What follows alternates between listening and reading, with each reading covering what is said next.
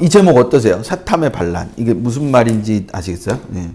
이게 수경 원장님께서 굉장히 이렇게 강추하셨던 제목인데, 예. 사탐의 반란. 사탐의 반란이 아니었나? 수경 원장님께서 강추하셨던 거는, 역전이었나? 사과탐 역전이었나? 뭐, 이렇게 하셨는데, 제가, 이렇게 표를 한번 만들어 봤는데, 어떠세요? 이렇게 표를 한번 만들어 봤는데. 자극적이지 않나요? 아닌가? 제가 이렇게 표를 한번 만들어 봤답니다. 그러니까, 저기, 보시는 화면에 왼쪽에, 이제 표준점수가 이렇게 있죠. 표준점수가 72점부터 4과목, 생윤3은 생원, 지원 이렇게 4과목이 있는데 이 표준점수를 이렇게 쭉 표준점수를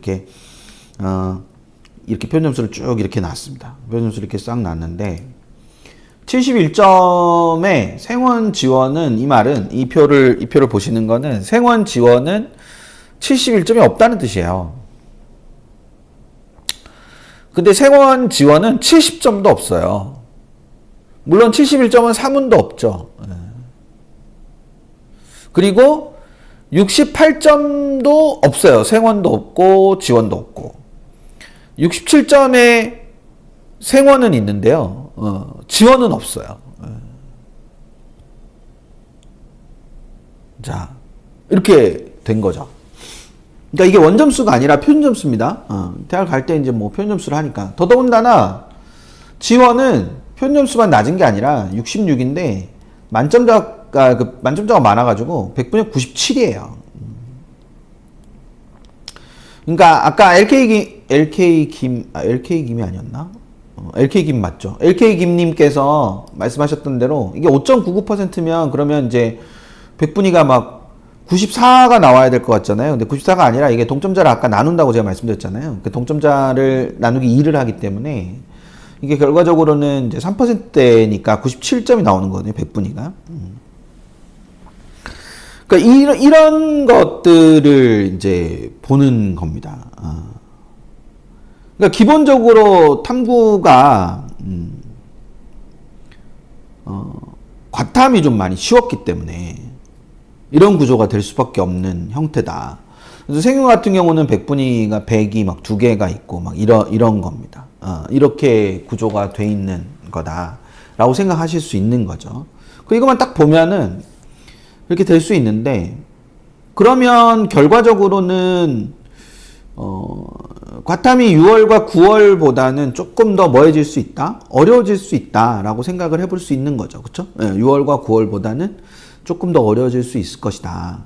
그리고 사탐은 이런 정도의 난이도가 되지 않을까? 근데 이제 여기서 이제 문제가 되는 거는 뭐가 돼야 되냐면은 애들의 수준이 이제 좀 이따 보시면 아시겠지만 더 좋아지거든요. 항상 더 좋아지니까 생윤과 사문에서 오히려 그러니까 사탐에서 오히려 난이도 조절이 힘들 수도 있어요. 그러니까 과탐을 더 난이도를 저렇게 내면 안 되겠다 해서 난이도를 좀 올려야 되겠다 해서 난이도 올렸는데 과탐 뭐 그냥 그렇게 옳은 것이 됐는데 사탐은 저 정도 내면 되겠지 뭐 이렇게 하면서 그 부분들을 가지고 봤을 때에 나타날 수 있는 그런 특성들이 좀 생길 수 있다. 뭐 이 부분을 생각을 해보면 되겠죠. 그러니까 이렇게 보시면 요 표도 재밌죠? 요 표도 잘 못 보시는 표이긴 하실 거예요. 이런 구조로 돼 있는 거를 저렇게 표를 보시면 좀 다른 느낌이실 거예요. 저도 잘 안 쓰던 표거든요. 올해는 한번 이렇게 써보자 해서 이렇게 한번 써본 건데, 원래 쓰던 표는 요런 표가 아니고 요런 표죠.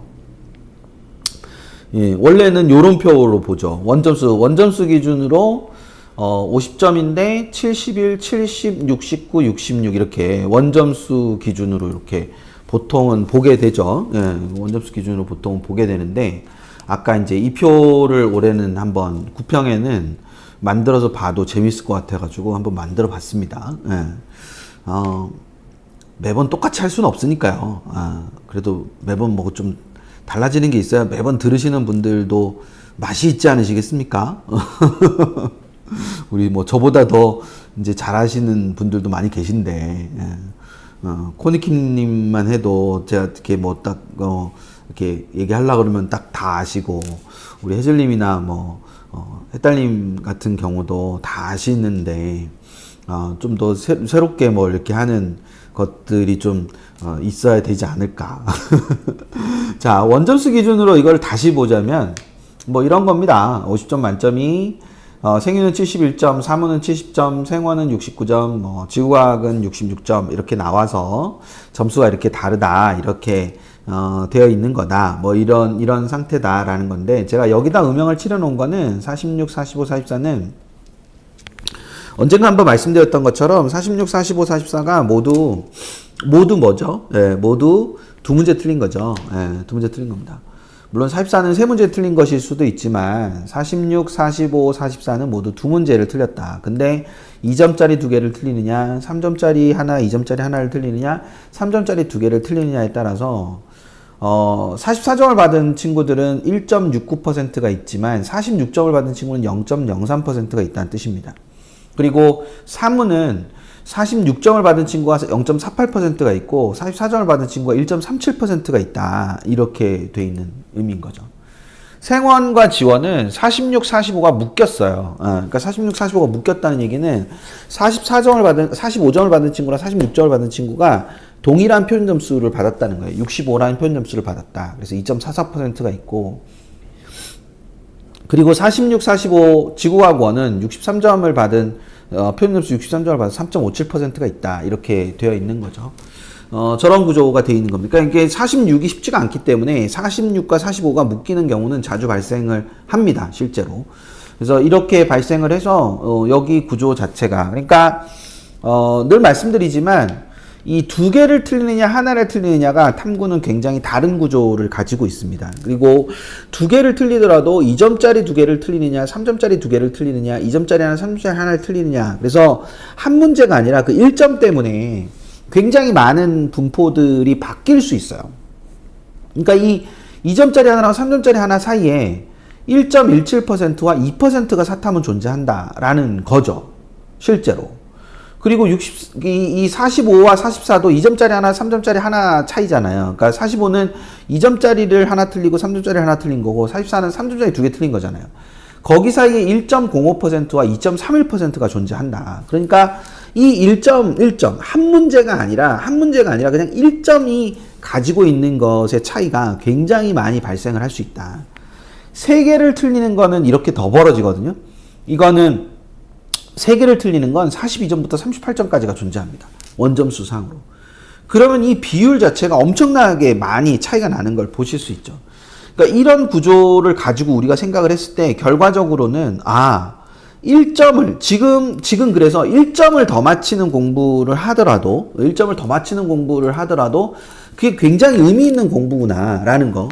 그걸 아이들과 많이 얘기하시고, 아이들이 그래서 그 1점이 정말 소중하고 그 1점을 더 맞추기 위해서 공부하는 자기 자신을 자랑스러워할 수 있도록, 내가 이렇게까지 살아야 돼? 라는 생각을 하지 않을 수 있도록, 너가 1점을 더 맞추기 위해서 그렇게 많은 시간 공부를 하는 것이 굉장히 의미 있는 일이고 자랑스러운 일이고, 그래서 엄마는 아빠는 너가 정말 자랑스럽고 너무 뿌듯하고 좋아 라는 말을 통해서 아이들이 그 1점을 더 맞추기 위해서 공부를 할 수 있도록 유도해 주시는 거, 그게 좀 더 중요한 부분이다 라는 거, 그걸 당부를 드리고 싶어요.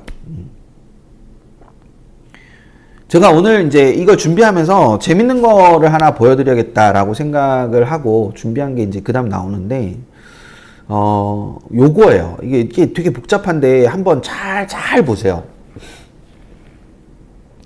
이게 잘 보시면 재밌는 거, 특히 탐구2 쪽에, 과탐2 쪽에 집중해서 잘 보시면 되게 재밌는 현상을 발견하실 수 있는데, 올해와는 환경이 달라요. 작년은. 그러니까 서울대가 2 과목을 보던 상황이고 올해하고는 좀 상황이 다른데, 되게 재밌는 일이 있어요. 그게 뭐냐면 탐구 2 과목의 표준점수 최고점이 계속 감소하고 있는 걸 보실 수 있어요. 6평대, 9평대, 수능대를 잘 보시면 계속 감소하고 있는, 물론 이제 화투가 조금 다르긴 하지만 그래도 화투도 결국 6평과 비교하면 많이 떨어졌거든요. 실제로. 그러니까 이게 표준점 최고점 자체가 점점 감소하고 있는 거를 보실 수 있어요. 보이시죠? 그거는.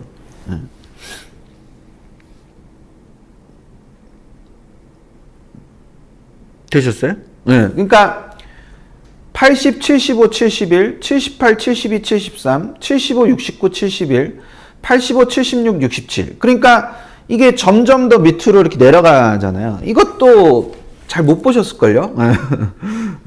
물론 이거는 평가원 발표하지 않습니다. 저희가 추정으로 추정값인데, 재밌는 것이 하나같이 다 올랐죠. 그리고 하나같이 다 올랐죠.